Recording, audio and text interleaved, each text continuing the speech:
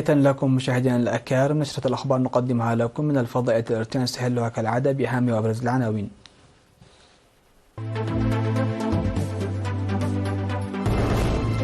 السفير فسح سون يقدم أوراق اعتماده لملك السويد. دعوة للإسراع في الحصاد بمديرية لوقو عن سبا.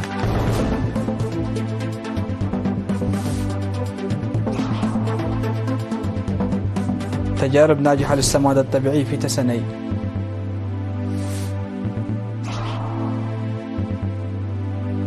سبعة قتلى في تفجير انتحاري بمقديشو تبنته حركة الشباب. حماس تعترف بمعطل السنوار وتكشف مصير الرهائن.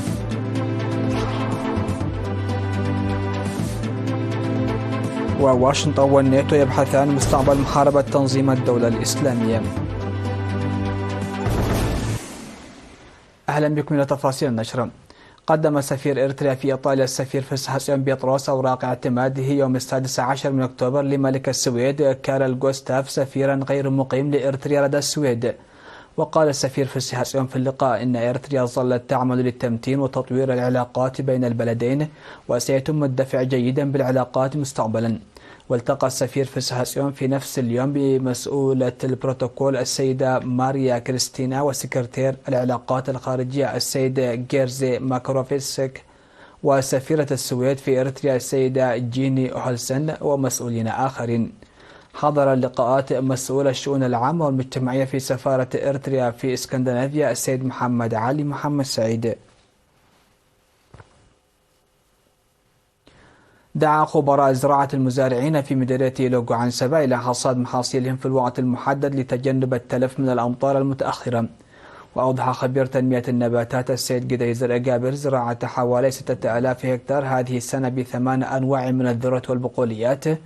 وقال مسؤول مكتب الزراعة السيد فرزون قبر والدي إن الجهود تبذل لانتقال المزارعين إلى الزراعة المروية وعدم الاقتصار على الزراعة المطرية. وذكر المزارعون من جانبهم أنهم تعرفوا من خلال العمل التطبيقي أن الأهم في الزراعة ليس كبر مساحة الأرض بل المراقبة والعناية المناسبة بالمساحة المتوفرة لديك. وأشاد مدير مديرية لوقو عن سبا السيد أبراهام حقوس بجهود المزارعين في حماية التربة وحفظ المياه وحثهم على جمع الحشائش ومخلفات المحاصيل بشكل صحيح إلى جانب عملية الحصاد في الوقت المناسب.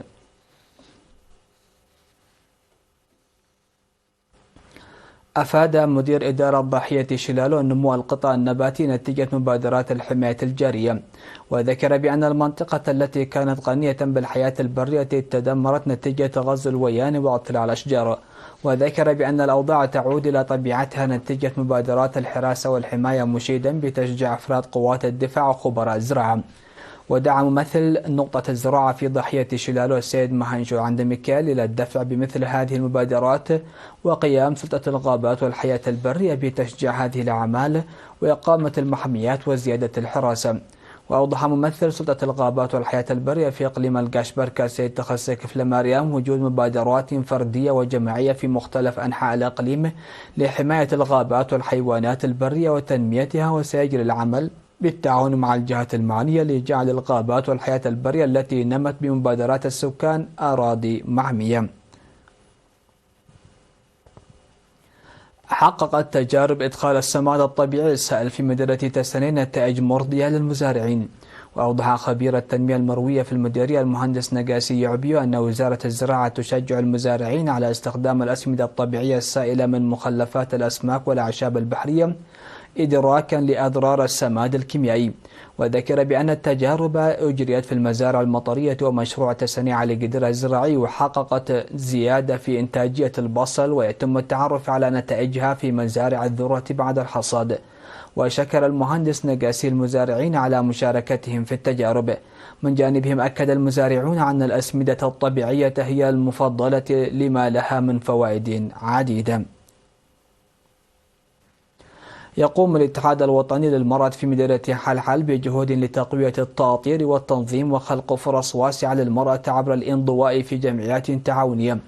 وقالت مسؤول فرع الاتحاد في المديرية السيدة خديجة إبراهيم في اللقاءات التي أجرتها في 8 إدارات ضواحي، قالت إن أعمال مرضية تنفذ خاصة على طلاب المدارس المتوسطة والثانوية وازدياد عضوات الاتحاد سنويا.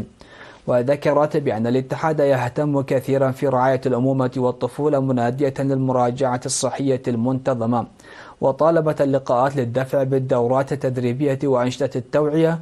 وأوضح مدير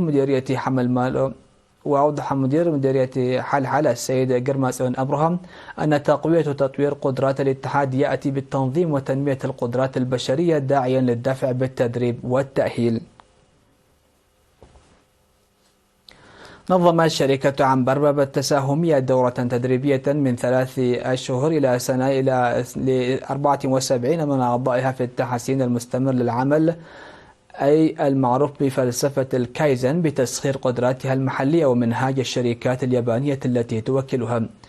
وقدم في مناسبة التخريج في 17 من أكتوبر عرضا عن النجاحات التي حققتها فلسفة كايزن والتغيير والتحسين في العمل والدورات التدريبية التي نظمتها الشركة منذ تأسيسها.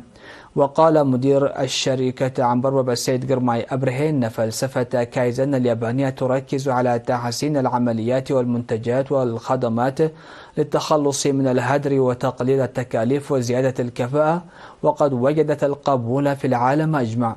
وأوضح مسؤول تنمية القدرات البشرية في الشركة المهندس ناهوم مليون أن الشركة تعمل لنقل المعرفة التي اكتسبتها من الشركات التي توكلها وخبرة السنوات إلى المجتمع.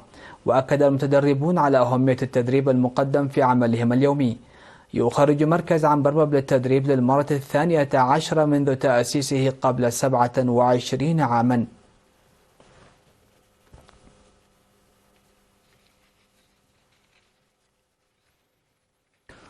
مشاهدينا، فاصل قصير ومن ثم نعود لمتابعة الأنباء على الصعيد العالمي.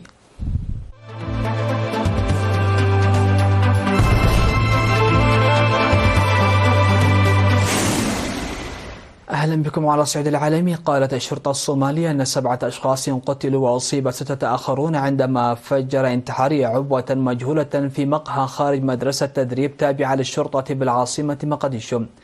وأضافت الشرطة أن قائمة الضحايا شملت ضباطا ومدنيين كانوا يحتسون الشاي خارج مقر أكاديمية كاهيي العامة للشرطة، مما أسفر عن خسائر بشرية ومادية كبيرة.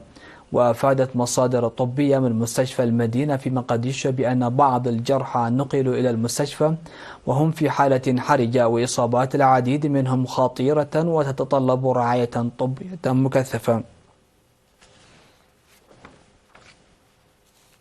نعت حركة حماس رئيس مكتبها السياسي يحيى السنوار بعد 24 ساعة من تأكيد الجيش الإسرائيلي معطله باشتباك في جنوب قطاع غزة. وأعلنت إسرائيل الخميس قتل يحيى السنوار في رفح بجنوب قطاع غزة. والسنوار كان بمثابة الرجل الحي الميت وهدفا رئيسيا لإسرائيل منذ الهجوم الذي شنته الحركة وأشعل شرارة حرب في غزة. وقال الجيش الإسرائيلي في بيان: بختام عملية مطاردة استغرقت عاما كاملا قضت قوات في جنوب قطاع غزة على السنوار زعيم حماس. وبحسب البيان فإن الجيش وجهاز الأمن الشباك شنا عشرات العمليات على مدار الأشهر الأخيرة وأدت إلى تقليص منطقة عمل يحيى السنوار، ما أسفر أخيرا عن القضاء عليه. اجتمعت واشنطن وحلفاؤها في حلف الشمال الأطلسي الناتو في بروكسل لمناقشة مستقبل المهمة التي تقودها الولايات المتحدة ضد تنظيم الدولة الإسلامية منذ 10 سنوات، في حين يحذر مسؤولون أمريكيون من أن تهديد التنظيم يزداد في أفريقيا ومناطق أخرى مع تحول الاهتمام بشكل عام إلى حرب أوكرانيا والحروب في الشرق الأوسط. وحذر وزير الدفاع الأمريكي لويد أستون الذي ساعد في تدشين التحالف ضد التنظيم الحلفاء بمقر الناتو من أن التنظيم لا يزال يشكل تهديدا مما يستدعي اهتماما دوليا. وقال أمين عام الناتو مارك روته خلال المحادثات إن تهديد تنظيم الدولة يتطور ويتجه نحو أفريقيا إلى منطقة الساحل. وأفاد مسؤول أمريكي في مجال الدفاع بأن التنظيم بذل جهودا حثيثة في محاولة لتنويع ليس فقط قيادته وإنما بعض قوته القتالية أيضا في أفريقيا وآسيا الوسطى. حذر برنامج الأمم المتحدة الإنمائي من أن أكثر من مليار شخص في العالم يعانون الفقر الحاد، نصفهم من القصر. ولفت البرنامج ومبادرة أكسفورد حول الفقر والتنمية البشرية في تقريرهما السنوي إلى معدل فقر أعلى ب3 مرات في الدول التي تشهد حروبا، في حين أن عدد النزاعات المسلحة المسجل في 2023 كان الأعلى منذ الحرب العالمية الثانية. ويحتسب البرنامج ومبادرة إكسفورد، وهو مركز أبحاث منذ عام 2010، مؤشر الفقر متعدد الأبعاد العالمي بالاعتماد على بيانات من 112 دولة يقيم فيها 6.5 مليار شخص. وكان مؤشر الفقر متعدد الأبعاد العالمي 2023 الذي يغطي سنة 2022 أظهر وجود 1.1 مليار فقير من أصل 6.1 مليار نسمة يقيمون في 110 دول وفق الأمم المتحدة.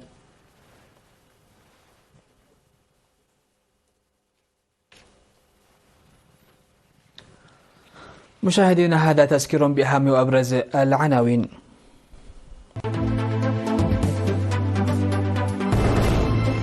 السفير فسح السعودي يقدم أوراق اعتماده لملك السويد. دعوة للإسراع في الحصاد بمديرية لوغو عنسبة.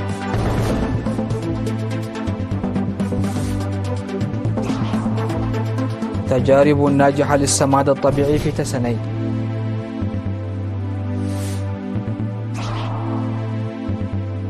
سبعة قتلى في تفجير انتحاري بمقديشو تبنته حركة الشباب. حماس تعترف بمقتل السنوار وتكشف مصير الرهائن.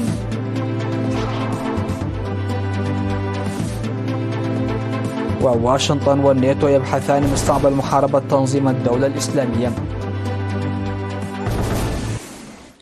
سادتي سيداتي، هكذا نكون قد وصلنا وإياكم إلى نهاية نشرة هذا المساء. هذه تحيات الفريق العامل، دمتم في أمان الله.